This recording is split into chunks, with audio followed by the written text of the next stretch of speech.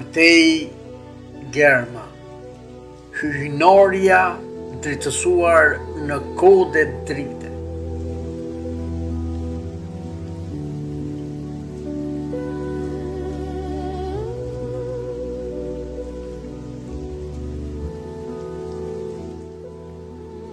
Me kodet e dritës të pellazhit hyjnor nga Alfred Ziu, pastaj roli mesianik i Shqipes nga Petër Zhej, për të ardhur deri tek Përtej Germa e Tonin Kaçajt, tingulli i dritës tek hyjnorët, fjala shqipe farë e të gjitha gjuhëve si krijim dhe si krim, dhe Përtej Germa, shkrumi i gërmës, shkëndi në ritualin e natës së poetit si fluturim i Përtej Germës së Zotit.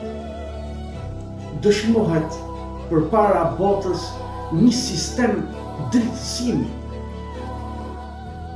në respekt të burrit të madh të luftës, të shpasës hyjnore së gjuhës shqipe. Duhet të pranojmë se krijimi ndodh dhe smujt me u lexua.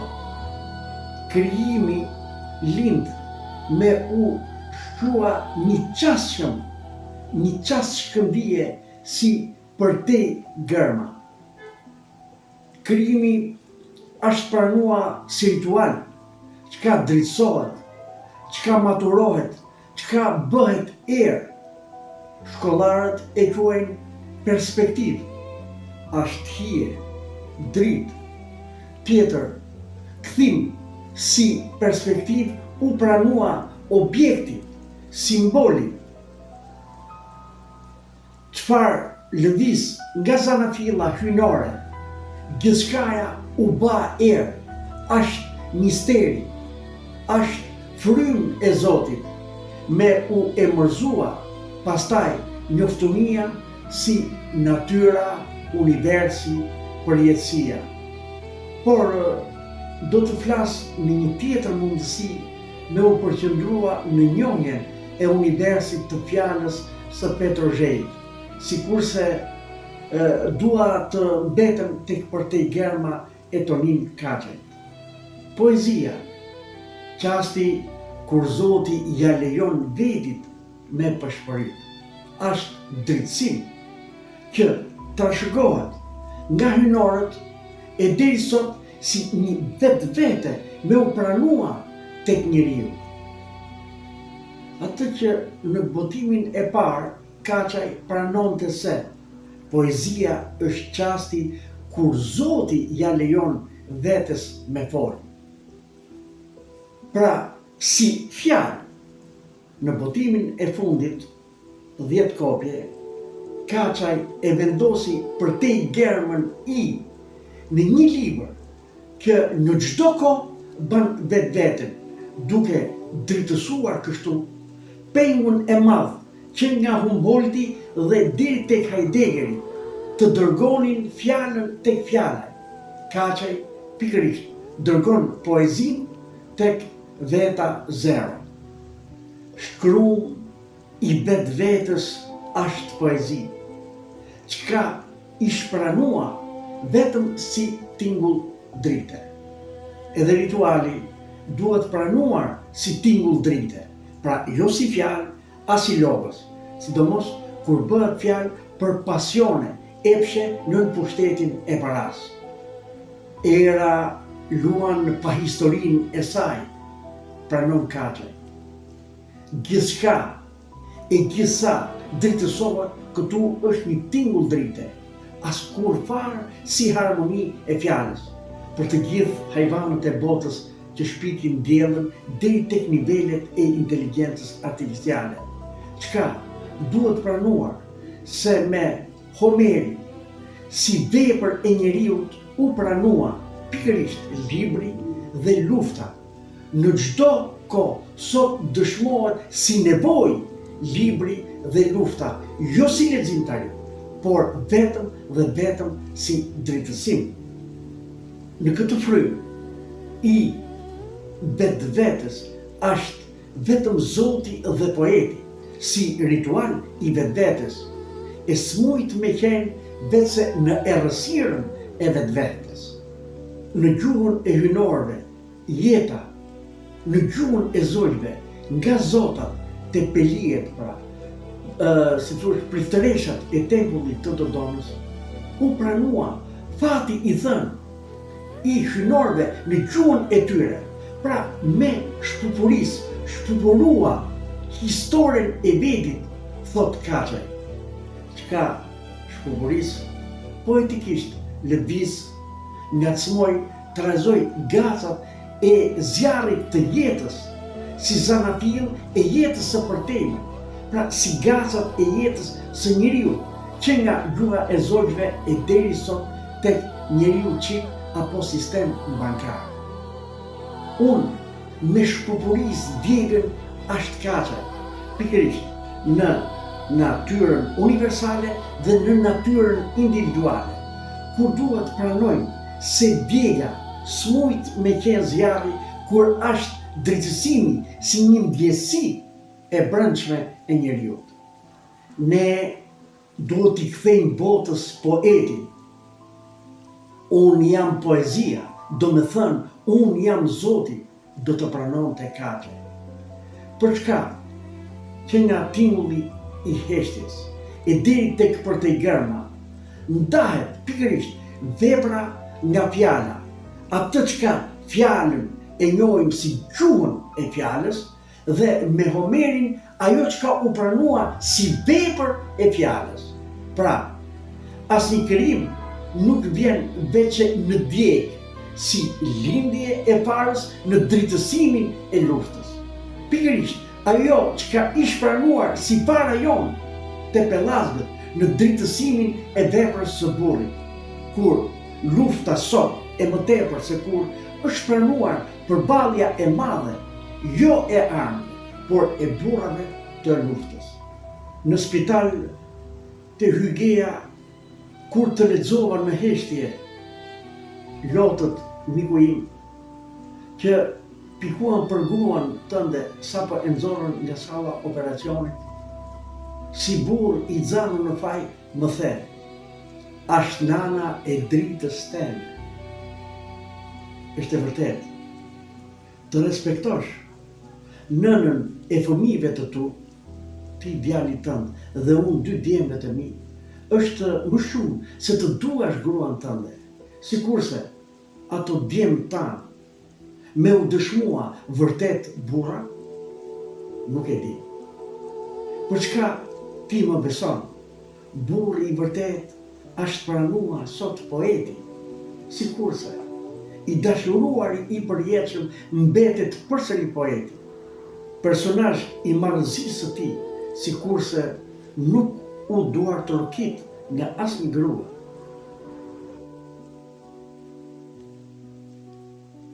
Nëse Rudolf Josef Lorenz Steiner, filozof ezoterik gjerman, e deri te mendimi i Alexander Dugin, zgjimi i madh, e vendosin mbi njeriun e Nietzsches si mbi veten njeriu, unë do të vendosja për te Germën, atë çka Kaçaj pranon, tu e pa njeriu si japi në kuptimin e atit, e amës, ai, ajo, e ti, Zoti i dha atë që ish e para, fjalën, pra i trashëgoi krijimin, tanë shiu i qiejve brenda syve, e ujit në sy, me lexua vetin. Për te Germa bahet artikulimi i zanit njeriut, zanit të hyut, zanit të zojësit, vetë zanit të Zotit në shkëndia, tingull shpirti i poetit. Për çka poeti nuk është personaliteti mbi veten njeriu, apo vesh me zhgunin e diplomatit, politikanit, parlamentarit europian, kur zani i tij bahet uji në sy, në qip të synit të babës, në këmbët e të vdekunit, zani i nanës me tymin e cigares ndër gishta, dhe zani mituri i Sarës Bjorgut, një za hyjnor që dritëson parën tonë. Për gjithsa hedhin një vështrim të Përtej Gërma, hasin një prani niçiane që thërret se me Përtej Gërmën do të humbni poezinë dhe do të pranoni vdekjen e poetit. Me gjetë aty, veten si dritë, atë çka vetëm në dritën tuaj do të jeni vetë vete. Përtej Gërma është dëshmi e shfarosjes së shpirtit njerëzor, pjesë e entuziazmit digjital që ka shkatëruar natyrën njerëzore deri në përmasat e qenies.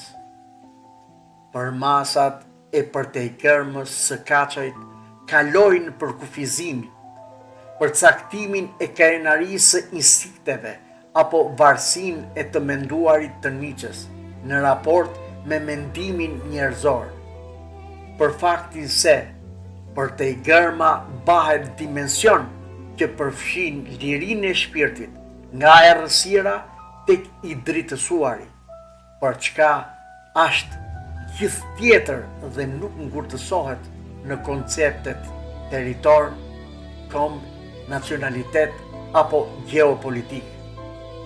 E shkruajtur shkrum në një cep të vajzës së tij, Kaçaj i dhuroi njeriut Përtej Gërmën si farën e pranisë së tij, pra njeriut si vetë.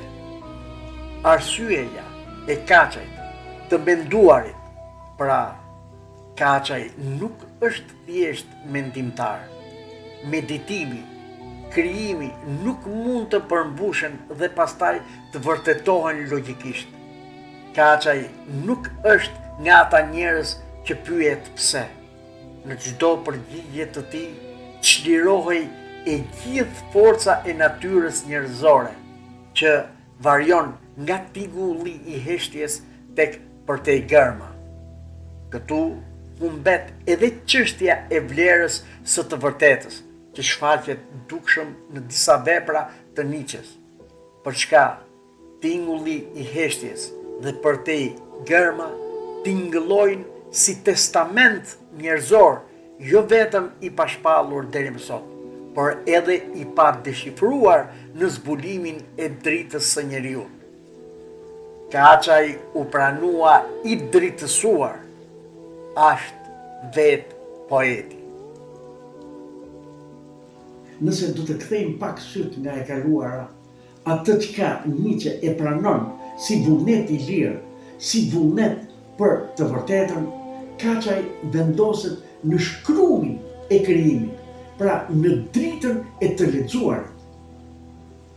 Logjika e të jetuar si i varfër apo si i pasur, provincial apo modern, ajo që përcakton edhe kufijt e natyrës njerëzore, të përshtatshme për jetën e njeriut, tek Nietzsche, Kaçaj luan me majgjetin, me plepin, me erën, dhe tek ajo që përbashkon, që vendoset midis filozofit dhe poetit, Kaçaj mbetet një tingull në fluturim, që kërkon të shpjerë poezinë tek veta zero. Pikërisht, atë që mbi njeriu i Nietzsches, pra mbi veten njeriu, bëhet një përtej njeriu, me qenë një Përtej Gërmë e vetes njeriu. Të gjitha idealet fillimisht vijnë nga instiktet natyrore, pranon Nietzsche. Kur është harruar origjina natyrore, hyjnoria është manipuluar, pra nuk shtrohet asnjë religjon. Kemi rrjedhën e një atributi të manipuluar, që e vendos natyrën e njeriu ndërmjet të panatyrshmen dhe të mbinatyrshmen. Kemi edhe përvojën e filozofit, i cili vendoset në qëllimet e përgjithshme të njerëzimit. i cili gjithashtu na afron edhe qëllimin e Zotit dhe të njeriu, që synojnë të bëhen një imazh i Zotit, pra qenia e përsosur njerëzore. Ajo çka si nxitje e instinkteve njerëzore individuale te Nietzsche bëhet kaje, tek kaçaj bëhet përmas. Kaçaj vendoset të kufiri i Nietzsches, pikërisht në atë që Nietzsche beson se njeriu bëhet i përsosur vetëm kur i shërben qëllimeve më të larta, thot ai. Çka edhe kjo, sipas mendimit të Nietzsches, është diçka që duhet ka përcyer. Pikërisht pra, çfarë duhet ka përcyer tek Nietzsche, shpaloset e vendosur tek universi i përtej gërmës, atë që u tha dhe më sipër, mbi veten njeriu si përtej njeriu, pra si përtej gërma e vetes njeriu. Zarathustra mëson mbi njeriu, pra njeriu që di të jetojë natyrshëm. Ai i mëson njerëzit që t'i konsiderojnë virtytet si krijesat e tyre, madje ai urdhëron ata të përçuajnë njerëzit që vlerësojnë virtytet e tyre mbi veten e tyre. Përtej gërma e kaçaj nuk mëson. Historia e vetit, çdo njeri është një mundësi si trashëgimi e përjetshme. Pra, me lexua, veç me lexua, gjem poezin në drejtsimin e vetvetes. Zarathustra shkoi në vetmi për t'u çliruar vetëm nga përulësia me të cilën njerëzit përulen përpara virtyteve të tyre. Me vetmin e rrësirën si një ritual poetik, me gjem poezin e kaçajt, vetja e njeriu u drejtsua si vetvete. As toka, as qielli si dhan vorr një ylli, e varrova në syt e mi. Ashtë kaçaj i cili me përtej gërmën varros në syrin e një ylli, si Schopenhauerin ashtu edhe Wagner. Schopenhaueri besonte se esenca e gjërave na flet përmes muzikës, edhe lajmet nga përtej sjellin muzikën. Për çka vet muzika bëhet një lloj zëdhënësi për vet gjëra, pra që nga Zeusi tek veshi i Akilit, apo nga fati i Hektorit në luftim me Akilin, si të vdekshmit me gjysmë hynore. Kaçaj bie dakord me mua se muzika u pranua me qenë lindja e saj si harmoni timësh. Edhe fjala e Schopenhauerit vet me komunikua si një akord timësh, por përtej gërma, si drejtësim nuk është harmoni, sepse harmonia vet farëzohet si një tingull drite. Një tingull drite vet përtej gërma është vet natyra në lotin hyjnor të natyrës. Çfarë ndodhi që Wagneri një ditë nuk foli më vetëm për muzikën, por edhe për idealet asketike. Ai mishëroi gjithashtu besimin e Schopenhauerit në botën e përtejme në veprat e tij të artit. Ai pikërisht përdori muzikën e tij për të lartësuar largimin nga realiteti. Njëherësh përtej gërma bëhet vet drama me humb drejtsimin, e pastaj me humb poezinë, si gjurmë hynore të përjetshme në marrëdhënien me Zotin.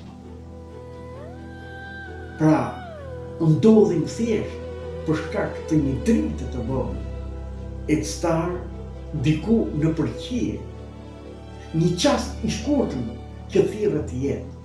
As ndodh edhe kështu me Zotin, asnjëherë shije, por vetëm dritë e tij.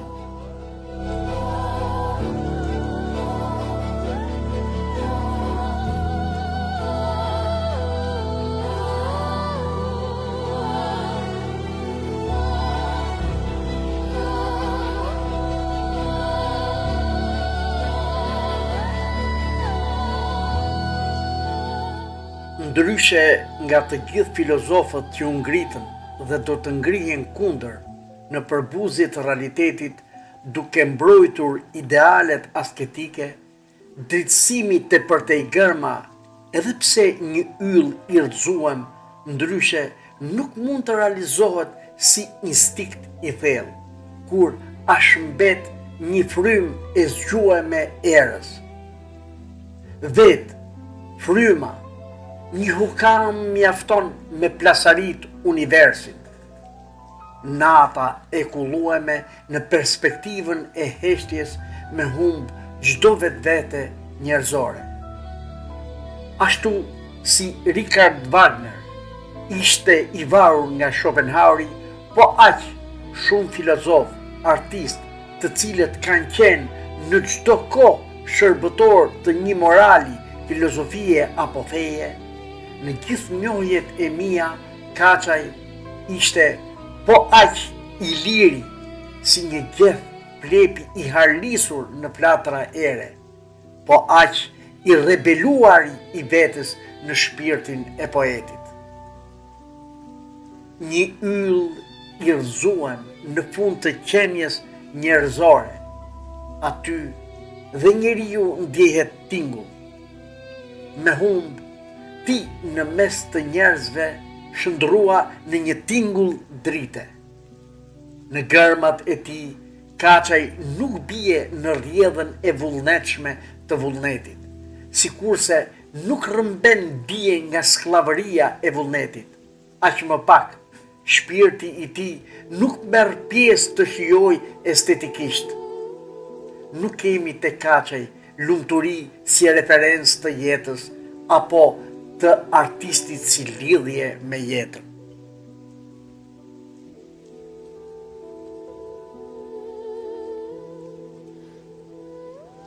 Ashtë nata e kullueme në perspektivën e heshtjes me humb çdo vete njerëzore. Shpesh e ma shpesh në jetën e tij, Kaçaj të rrisi në natën e tij pa natë. Ai vraponte me erë për të qenë gabimi i njerëzve ndaj jetës reale, për me qenë gabim i pritërive në besimin e tyre, gabim i filozofëve që i largohet realitetit. Sara dhe Bjorg, dy fëmijët e tij, po rriteshin.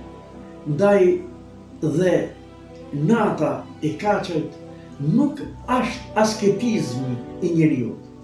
Me erën, nata bëhet shtrat poezie, vetë rituali i Zotit, pra me qenë njeriu rob në ritualin e Zotit. Nata, mësuesja, amësia e heshtjes, tanësia e heshtun deri në mos ekzistencë, thot Kaçaj. Likshmëria e natyrës si poezi, apo prania e poezisë në rregullin e mendjes njerëzore, u pranua si një varg i rimuar, apo edhe si një tekst këngë, dhe shumë rrallë, pra shumë të bukura. Por organi rudimentar i organizimit të përtejgërma pranohet si një fat i thënë. Çdo tingëllim në faqet e librit nuk të ofron mendimin, por e din se të menduarit shpjegon fenomenin si shkak e tjetrin si pasojë. Kemi një përtej, kemi një mundim përtej që nuk i takon njeriu kur bëhet fjalë në zbulesën e Zotit. Përjetësia e Zotit, përjetësia e njeriu u ban të vdekshme që kur u lind ëndra. Nga ribotimi i tingullit të heshtjes në Medarë tek përtej gërma në Medarë Studio, kemi një prani dritësimi, do të thoja unë. Le të pranojmë një lartësim të çuditshëm, një kapërcim të shpirtit të fuqishëm për ka shkaku i veprimit, bëhet udhërrëfyes, lushtëtari. Ai nuk dëshiron të bindet, nuk dëshiron të veprojë në urdhrat e vet Zotit. Në këtë pikë, Kaçaj duket sikur piktakohet me Nietzsche. Për çka? Për te personalitetit, Nietzsche pranon një vullnet në vetë-vete. Kaçaj me vetë-vete drejtëson një tjetër përmas, që nuk është vullnet njerëzor. Natyrisht, atë që poeti te Kaçaj nuk ishte përmas e vullnetshme, por një përmas e evidentit hynor. Çfarë ra drita te drita, mungimi i gjithçkas në syt e ekzistencës, me u pranua shpirti vetë-vete, është një shkëndij drite. Kaq e heshtur dhe kaq dritë, fëmini e përjetshme e krijimit. U kri te nata dhe mbet aty. I kryever, pra është një farë shkëndij e krijimit.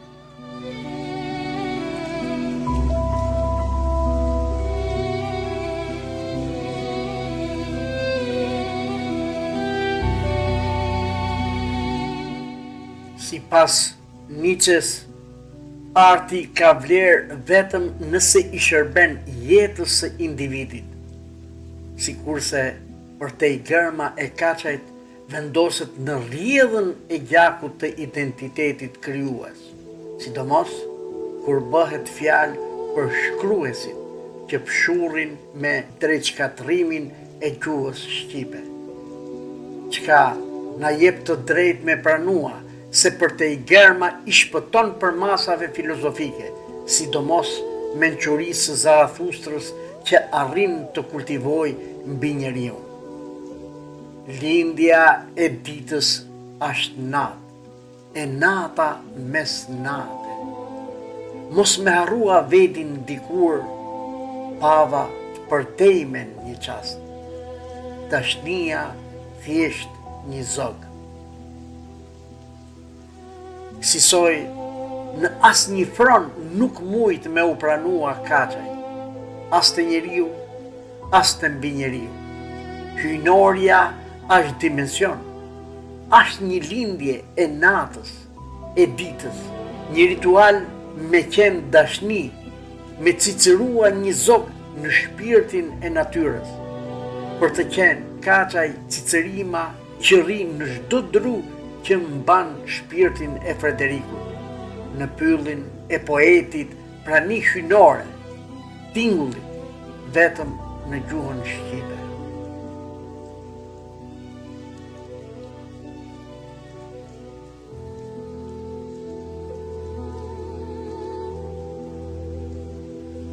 Për çka Kaçaj vendoset në fronin ritual të shiut të natës dhe të çdo ritual është një përtej dritë, një yll i shuar i shpirtit të poetit.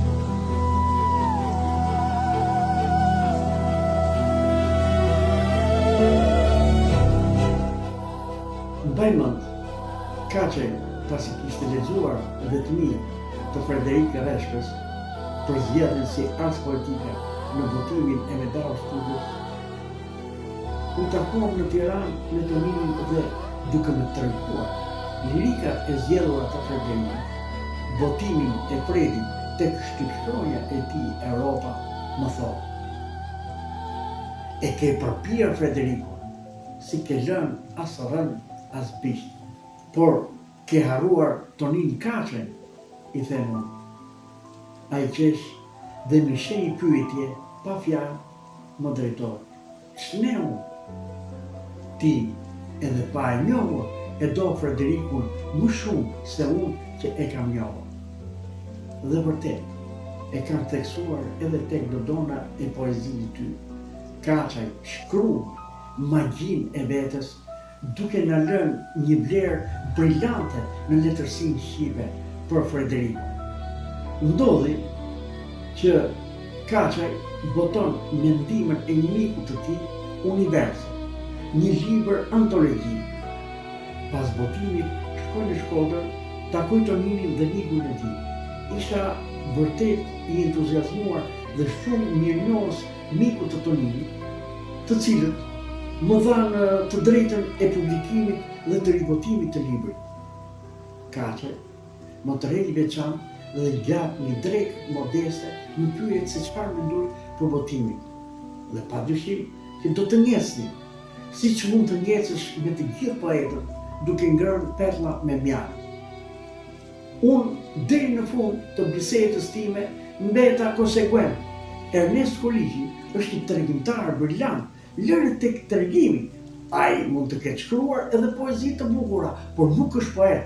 Dhe Kaçaj që deri në fund nuk lëshonte pe për gjigantët nga veriu të letërsisë shqipe në kapërcym të shekullit 20.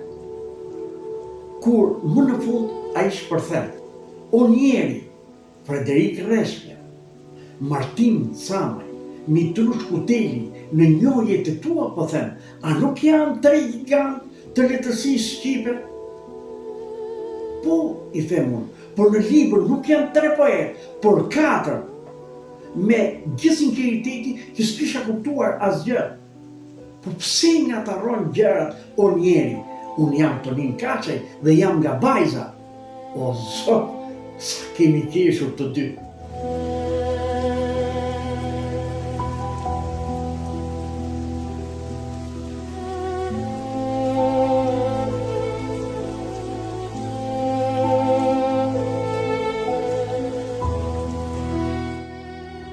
Kujtoj fluturimin e një qielli dikur, kjajnë syt e qiut, që fëmijë e ndjeva se kisha le i dekur dhe qeshja aq bukur.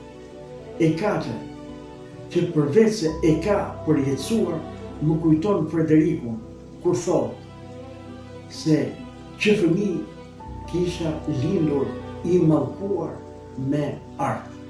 Faleminderit miku im, që ne nuk jemi vetëm. Ti me përjetësinë e dritës tënde në qiell. Çdo kush shembull i dritës, mallkuar me dritësimin e poezisë së tyre. E unë me dritën time këtu në tokë. E drita ime ikën në natën e Kaçajt. Ikën si e marr kavor i saj në botën e Kaçajt. Në tesha zeza, një han e madhe e dekur, për mbi botën e dekur, lot i hyjeve të dekuna, për myt pronit të thatë të dhimbjes. Lot i vdekur, hana dhe bota e vdekur.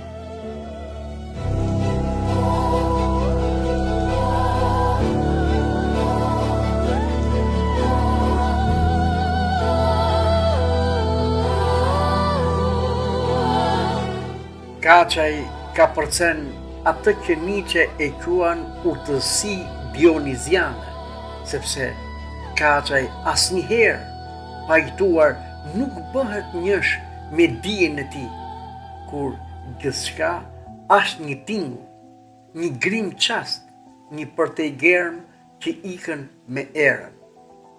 Kaçaj nuk e imagjinon hynoren, kur me hapin e erës, në sytë e natës, është vetë fati i thënë hynor, një qast shumë përtej germa, kur Zoti vizatoi ëndrrën e tij, thot Kaçaj, në barim të atij qasti, para se ai të lindte me pak luhun fëminie, për çka nuk mujt me u përkufizua si dije e Tonin Kaçaj, aq më pak të rezultoj në rruzullin e universit nga fjala te logosi, si urtësi dioniziane.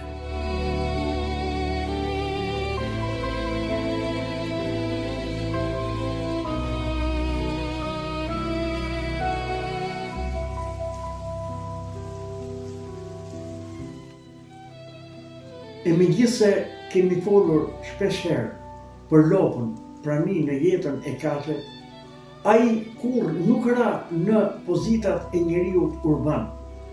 Në atë kohë ne të dy nuk e njihnim Kalergi, por me qese i kisha dhuruar botimin e veprave të Nietzsches, ai një lloj si ky poet i çmendur nuk i njihte fare parimet demokratike, të drejtat e barabarta apo detyrat e barabarta për të gjithë. Mbi të gjitha atë që Nietzsche pranon se puna për njeriu nuk ka asnjë vlerë në vetvete, vetëm si një apo i shërben njeriu vetëm të fitojë një lloj vlere, pra kushdo që e bën veten shërbëtor të punës e degradon veten. Pikërisht në këtë pikë Kaçaj dhe vetëm Kaçaj ruante në vetvete një sens universal humori. Më thot një ditë, ndërsa unë turfulloja në telefon, se vetëm lopa ime e përcakton vlerën e saj. Si mund ta përcaktoj njeriu veten sa lek fiton? Po hamër birë, i thash unë, si shenjti dhe unë si njeriu që kërkon të përplasi kokën. Unë akuzohem se nuk fitoj para, pikërisht nga ata që e kanë të shkruar në ballë sklever dhe ushqen duke vjedhur në çanakun e ndyrë të institucioneve antishqiptare. O njeri, me botua libri, është një lloj si me i dhanë skleverëve të punës sy. Pse nuk u provon edhe ti me ba qumësh, një lloj si lopa ime? Kam qeshur një javë të tërë. Dhe akoma sa herë e kuptoj, më vjen për të qeshur edhe për të qarë.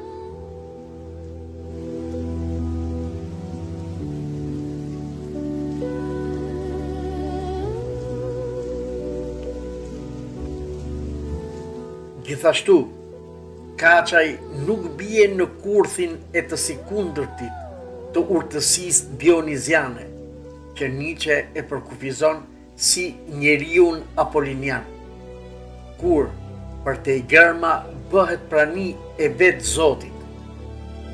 Ndjej thjesht penelin e tij, teksa pikon brenda gjithçkaje dritën, poja e parë e vetme e krijimit.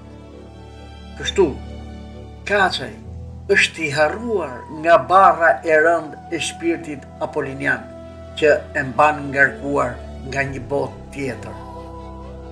Te i pikëllimit preku ashtin e qiells, shpirtna xixëllonjash, Zoti kudo dhe ka formën e plepave.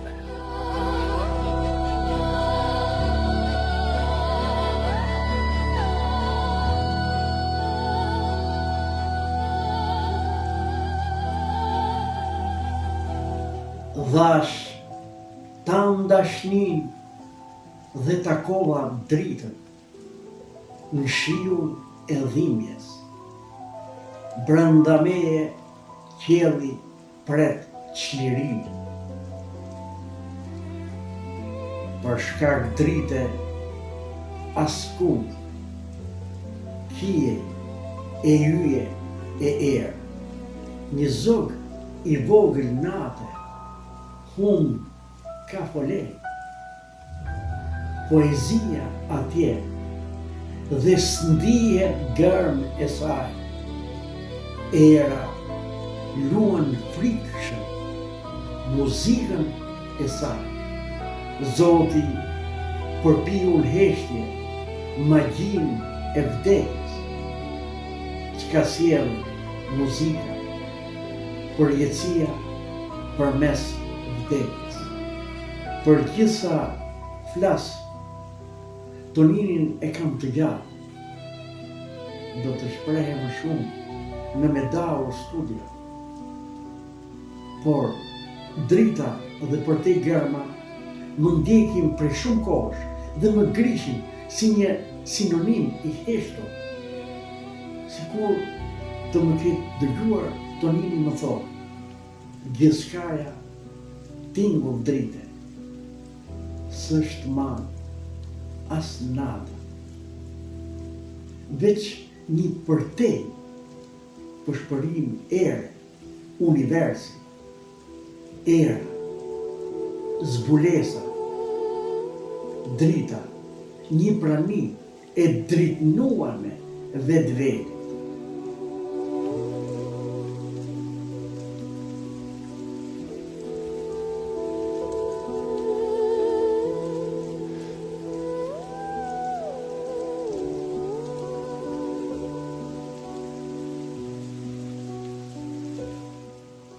Nuk mujt me folë më gjatë, duke qenë i mbytur te përtej Germa, i ngulur natës së drejtësimit tim.